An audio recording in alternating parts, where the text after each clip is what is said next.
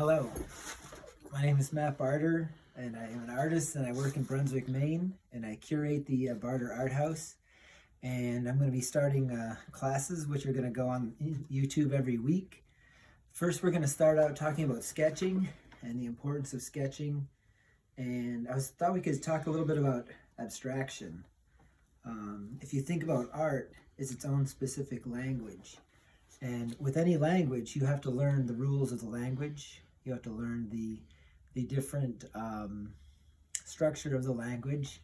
And abstraction is a way that we can speak through our art in a way that is only specific to ourselves.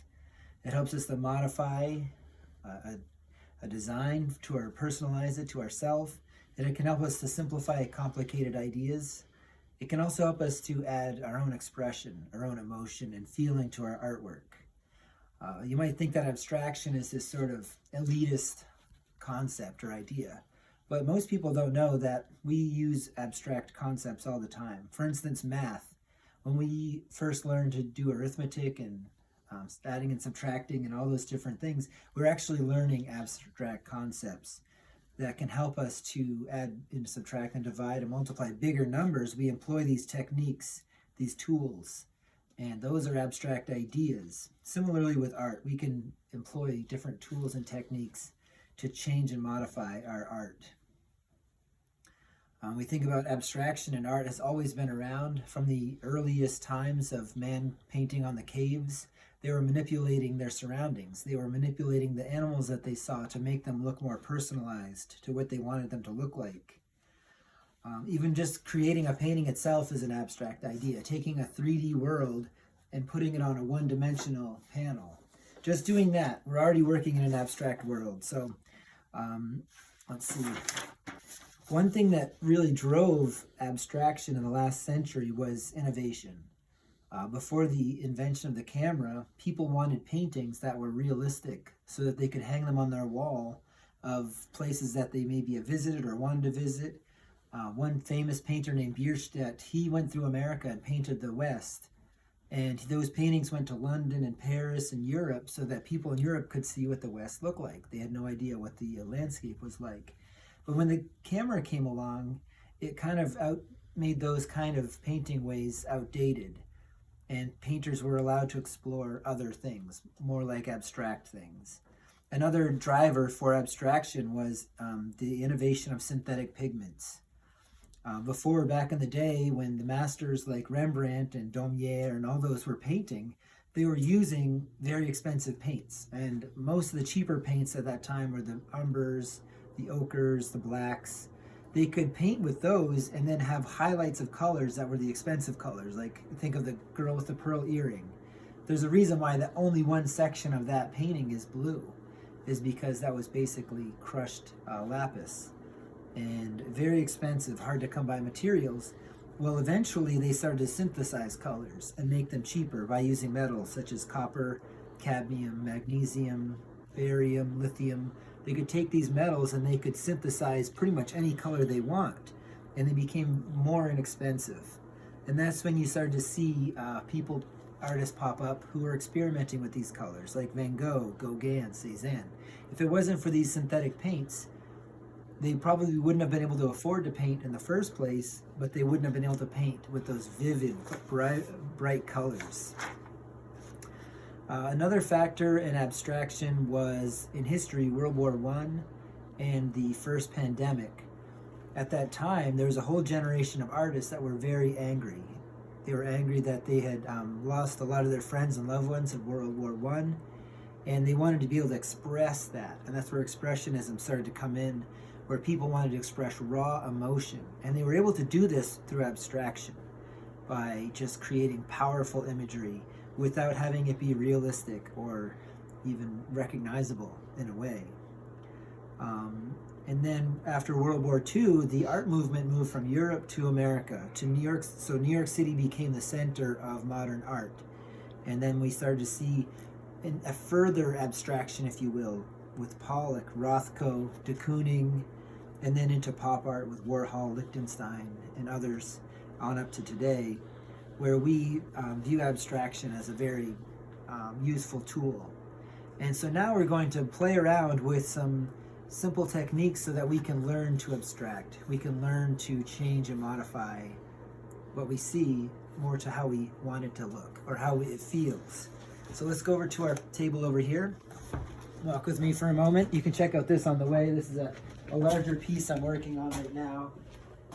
So over here we have some examples of some sketches I started out with. And we're going to recreate these sketches. This one is with charcoal and watercolor. This one is with sumi ink, which is Japanese writing ink, and watercolor. And then this one is with house painting acrylics. And so the idea is that when we're abstracting something, we're simplifying the design. We're making it more approachable for us. We might get frustrated when we're first learning to create art. We might get frustrated and we might say, why am I getting frustrated? It's because I've got this little pencil and I'm trying to make things look perfect, but we can't, right? We don't have the skills. So it's better if you go into a project with a realistic view of our skills and make something that we're going to be happy with. So first we're going to show you a few techniques that I like to employ, especially when we're first starting out. And one of them is using a piece of paper and creating a keyhole. Now let me see if I can find it. I made a keyhole earlier, but I'm going to make another one. Anyways, so let me get you can pan down here to my crazy tool drawer here. Let's take this piece of paper here. And what we're going to do is we're going to just cut a little rectangle out of this right here, which is going to be like this. Maybe that's a little bit too big.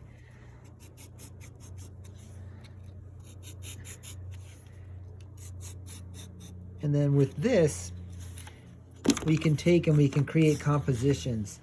What I like to do sometimes is take this and you just move it around. See, this is just the cover to my watercolor book. But just taking this little keyhole and you move it around, you can create abstract compositions that are actually pretty proper. Wow, I didn't even know I could do that on this. So if you take an art book, I'm not going to do it right now because I don't want to get in trouble with copyright. You take an art book. I have some old photographs of some older paintings here. And you take and you create this keyhole, you can actually kind of make your own sort of little compositions. Do you see how we did that? You can do this with any art book. You can use Van Gogh, Gauguin. You can use any sort of thing. And what this does is it isolates a small part of a painting to create sort of a archetype of that painting. And from there, you can sketch and work from that. Here's another one. This is a painting of Katahdin that I did a while ago. And if you take and you just, by creating this little keyhole, you can make a composition. Now, a composition is basically a pleasing form that has structure to it. When we think about, hold on one second, where's my Sharpie at? All right. So, if you think in math of an equation, this is a simple equation, right? So a composition would be like this part of the math equation. Composition is the equal sign. So when we're working, drop down here for a second. If we're working on a space like this, you know, we want the composition to be pleasing with all sections of the painting working together to create a structure. There are those who use the golden mean. You know, maybe you've heard of Da Vinci using this golden mean. You make the perfect rectangle. Can't remember exactly how to do this, but you then within that, you create another perfect rectangle. And then you keep creating a perfect rectangle. See, 1, 2, 3. And then, let's see, it keeps going. Anyways, it keeps going down to the point where you create what is called the perfect spiral. Can't remember exactly how to do it. No, it goes up here. Anyways, so by doing this, you're creating a composition that is pleasing. It's a pleasing composition to the eye. It has structure, just like this equation. It has structure. On either side of this equal sign is perfectly the same amount, right? Similarly, when we're working on a composition. Let's play around with this keyhole some more. So just by taking, these are just my old paintings, but if you take some of your favorite artists and you create this little keyhole, you can create some really nice little compositions that you can start to look at, study, and figure out what you want to do. So there's one simple technique for creating a composition that we can play with. That's sort of a cheating technique that I've learned from my dad. Another technique of my dad's that I like, his name is Barter, is using a smaller size to sketch with. Now, on this, I've got this picture of Katahdin here, if you want to show that. So this is just a picture of Katahdin. You can find him anywhere. This one right here. So in order to achieve this simplifying of this to abstract it, we're going to take and we're going to make, point down here for a second. We're going to take and we're going to make small little 2" by 1" square rectangles here. And we're going to take our Sharpie, which is a really great tool for simplifying, and we're gonna copy that right there. We're gonna get the profile of that mountain. You say, why are we working so small? It's because it's limiting our ability to add detail. Why would we want to do that? Because we want to abstract this image. We want to make it simple. Now, do you see how we made that simple by just limiting the size? Another way we can do this is by using a bigger brush size. If we're sketching with watercolors, which we'll do next, by having a bigger brush, we're going to limit our ability to add detail. And that's what you want to do when you're abstracting. Details are sort of like unnecessary. Okay, so let's, let me stand here, I guess. And then we're going to take this, and we're going to start with some Sumi ink. And we're going to sketch this image of Katahdin right here, okay? So let's get, I like to use a Japanese Sumi brush too. It's basically this really kind of gnarly little brush. When you drop it down on the panel, it has a tendency to get really big and wild like that, which I like. So I'm just going to dip this in my muddy paint here, my muddy bucket I use to clean my brushes with. And we're going to take and we're going to sketch this Katahdin using a bigger brush to limit our ability to add detail. So here's the profile of that mountain, as best as I can do it. This mountain has this beautiful triangle in it here. And then we're going to create that. Then this is sort of the midground here. And then we're going to create this sort of tree line of the foreground here. Okay? And then there's clouds here too. Some really dark, mysterious clouds. Now we're going to take this, which is this is basically Japanese ink. It's called Black Sumi ink, made in Japan. And you can get this at any art supply, wherever you go. I love it because it's a really nice, creates a really nice dark black. So from here, I'm just going to take some of that black ink. And even while it's wet, we're just going to kind of go right into this. See, we're going to just do that. Come across here. See what that nice big brush does is it creates a nice big line for us. Just going to do the tree line like a zigzag there, like that. Now, what's nice is that we have this really great simple form here, right? Very simple. That's what we were looking for. I'm going to clean that out. And then we're going to go right into our watercolors here. So this is just a tray of watercolors. We're going to grab some of our favorite colors. I'm just going to stick with 3. First, this nice teal. I'm just going to grab a couple of these teal colors here. And we're going to get that nice like that. We're going to create a sky here. It's a little muddy, but we like that. You can even go right into the black. It's fine. Remember, we're abstracting. We're not trying to make it look perfect. I might need to clean that water up, actually. Let me get another clean water tray. Just 1 second. So, there's Katahdin. Yeah, thanks, Ollie. Where'd that water bottle go? There it is. So I'm just going to get a little bit cleaner water. If we want to use brighter colors, we're going to want the water to be a little cleaner here.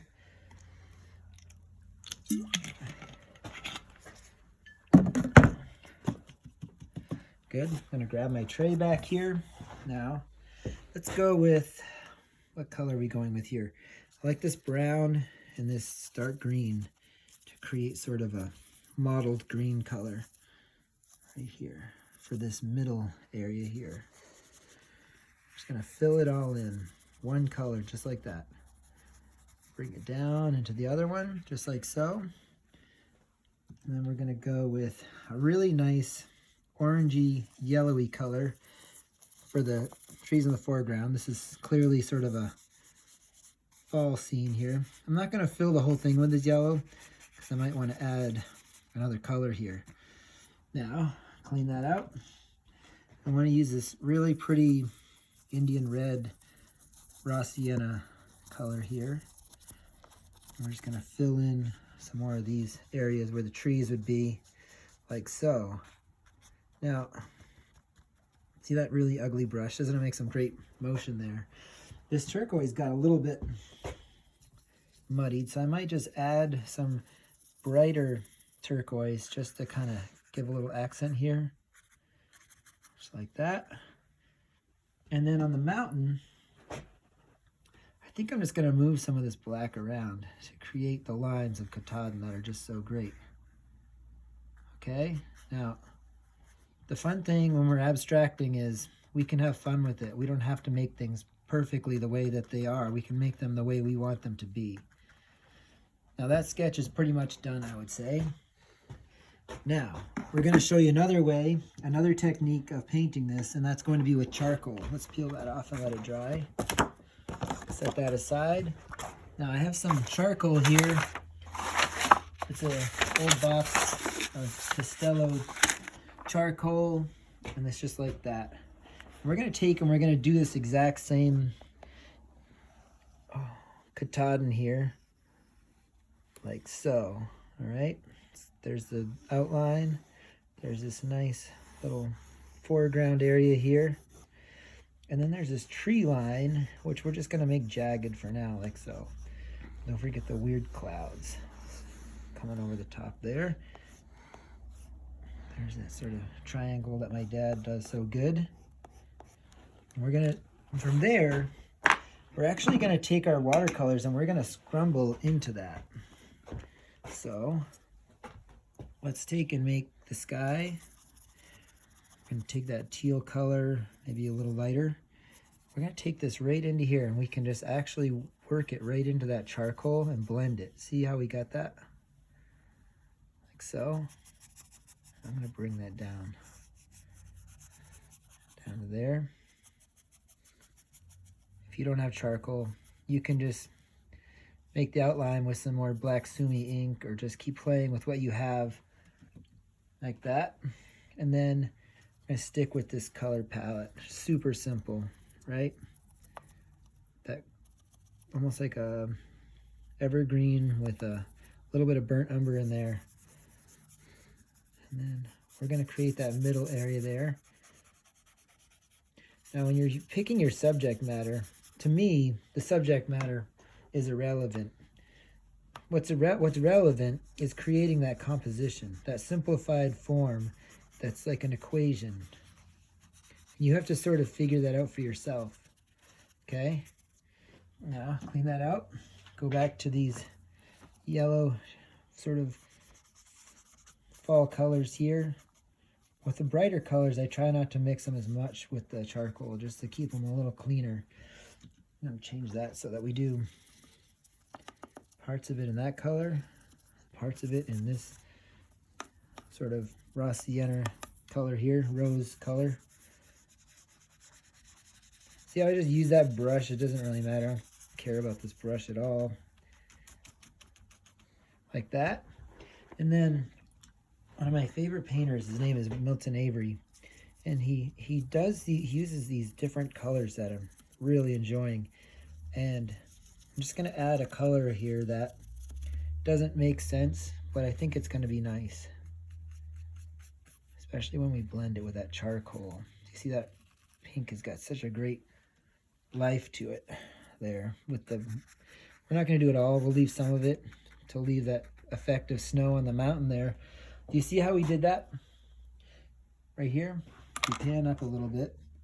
we just took and we abstracted that. Oh, you know what? I'm gonna mess with this sky a little bit just for fun. And I'm gonna use this deeper phthalo blue. It almost looks like black on my tray here. And this, we're just gonna go into the top here just to define that cloud a little bit more.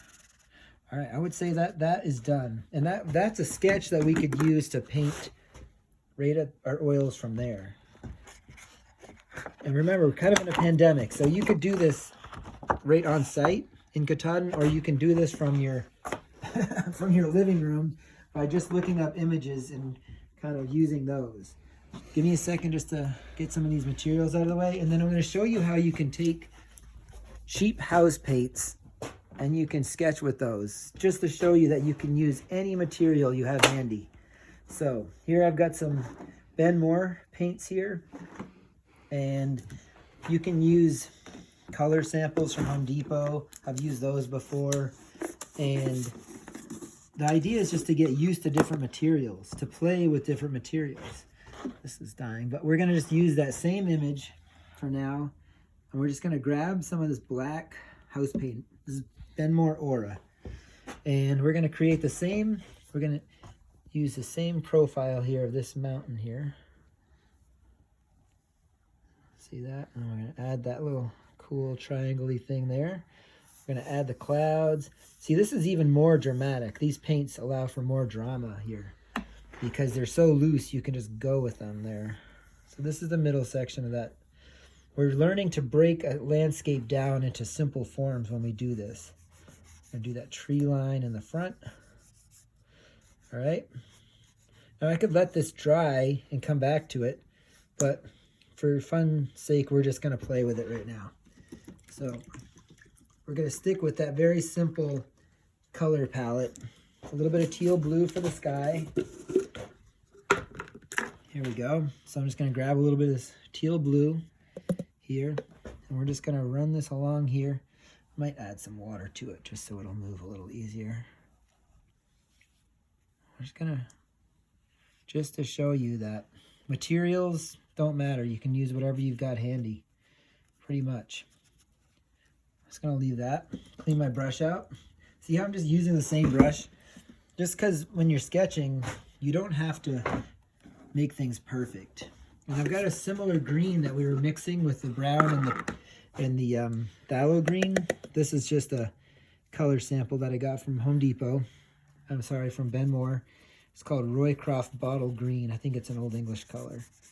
We're just gonna create that middle ground there. See, with an eye to abstracting, we're keeping these color areas very simple and bold, like that. Now, this yellow is gonna be a little bit different from the one we've been using. This is yellow ochre here. And we're just gonna grab a little bit of that. We're gonna create these tree colors in the foreground here. Just like this. We're not gonna fill it in completely. Just like this. Now, let's clean that out. I'm gonna go with my last color here, which is Navajo Red. Benmore color, one of my favorites. It's actually the color I used on the trim on my barn. I had some left over, so just use what you have. That's what I say. So we're just gonna add a little bit of that red in here. Scrumble it in, just to create the effect of fall colors here, like that.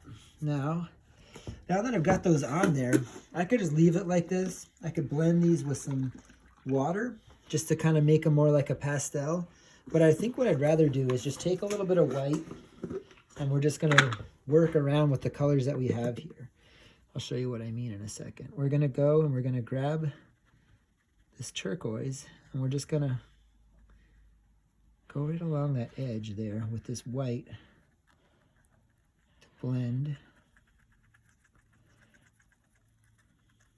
into that turquoise, just like that. See, I'm just kind of shaking my hand a little bit to grab that and move it around a little bit. Now, while I still have this, I'm gonna go into here. I'm gonna blend some of this dark Roycroft green, as it were. I'm gonna do some blending here with the white, just to kind of play with it more or less, right? Because this is really just playtime anyways. I got a little bit more white here, and I might grab some red. I think we're gonna throw some more pink into that mountain because I'm really enjoying that. So yeah, there you go. Yeah, so that's the original picture we had. I got some white on my brush. Just gonna grab some of this brighter red here. You see? I can just take my lid, mix it into the lid a little bit. And we're just gonna use that color just to create a little bit more drama on this mountain here. See, by using a bigger brush, it takes away the possibility of adding unnecessary details. It helps us to simplify our eye because we can't add detail. When you're using a fat brush like this, it makes it impossible. Now that sketch isn't bad. I want to play with the sky a little bit, so I'm just gonna do a little improvisation. I'm gonna grab some of that green with the pink I already have and make just a quick gray. And then we're just gonna mess with these clouds a little bit. What's nice is if you take colors you're already using and you make a gray and you use it in a section, it's a really good technique to, it's a little bit too similar to the pink in the mountain, so let's add a little more green to it. All right, we're losing it, but you get the idea. Just do a little tapping motion and it creates a little more texture, which I love to play with. That's not bad. We lost that black line, so I'm going to try to add that back in here. All right. This gives you an idea of how we can use bigger brushes, different materials to create these more abstract sketches. So we can, when we do go to use oils, we'll already have a few sketches ready to go. So let's line these all up here, and we'll show you what you can achieve by just playing with colors and using one image. By doing 5 or 6 sketches like this to one image, then it helps you to get the image in mind, so you're all ready to go when it comes time to paint. And just use those different techniques.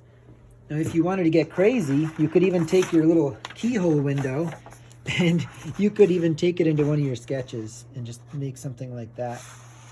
You know, you see, like, okay, there's some pretty proper little, oh, let's go vertical right here. See, like, look at that. That's not bad. You know, doing these little techniques is going to help you to come up with your compositions and all that stuff. Another thing is hard work. This is the last 8 years of my journal stacked up right here, just to show you how much work it takes so that you can get to the point where you can work without thinking too hard. And these are journals that, let's see, where's the most recent one? Anyways, it's here somewhere. By looking through by taking good notes and doing a lot of sketching, when you do get time to paint, you're not going to be wasting your time.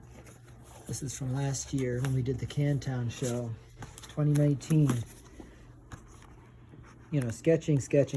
That's the key to training your eye so that when you have time to paint, you're not feeling like you're wasting your time. Just keep sketching and making art your own. Remember, it's a language that you can learn, but you have to do the work, just like any language. Eventually, we'll get into some sculpting with these classes. These are some finished sculptures that we did last week. Just some fisherman motif, simplified, sort of iconized fishermen. I'm working on a series of these for next summer. So until next time, enjoy your art time, play with it, and we'll see you next time. Hopefully we'll be dropping a video every Friday, I would say. Today we're going to drop it on Thursday because I promised some friends of ours that we'd put a video up so that their kids could have something to play with for homeschooling. Thanks very much. My name is Matt Barter, and we'll see you again.